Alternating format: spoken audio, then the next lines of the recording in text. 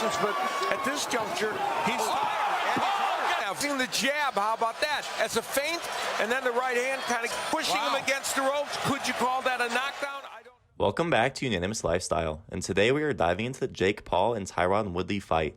Was it rigged? Let us know after watching down below. Before we continue, make sure to comment the message above for a chance to win a brand new PS5.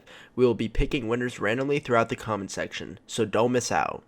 Twitter is raving over this weekend's fight. There is much speculation over the recent split decision made by the judges favoring the problem child, Jake Paul. He has maintained his 100% win record of 4-0 by beating former UFC welterweight champion Tyron Woodley in the recent boxing event. In previous fights involving Jake Paul, including a Nissan Gibb, Nate Robinson, and Ben Askren, all quote-unquote fighters lost to Paul in unconvincing ways, with two of them being met with rigged accusations, the Askren fight in particular, when he was seen grinning and joking around backstage shortly after his horrible defeat of being put on the canvas. Do you think the past fights were rigged too? Let us know what you think down below, and also don't forget to comment the hidden word as well. Following the fight, a video has materialized where Woodley hits a massive overhand right on Paul. He is rocked by the punch and ends up on the ropes, according to a video that has now gone viral on social media. Woodley, on the other hand, appears to take it easy on his opponent, not following up and allowing him to restore his equilibrium.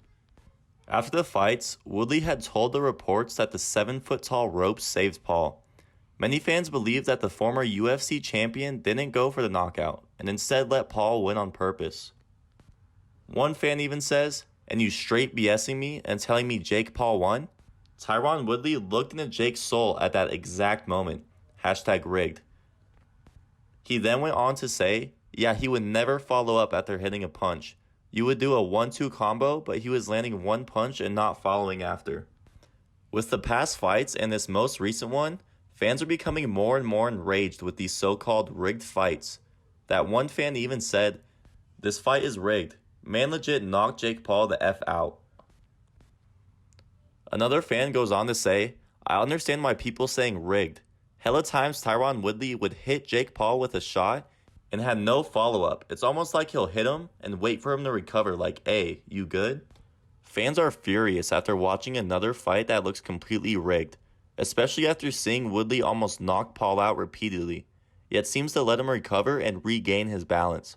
Woodley could just be in for it the money like previous opponents to the problem child Jake Paul could have been.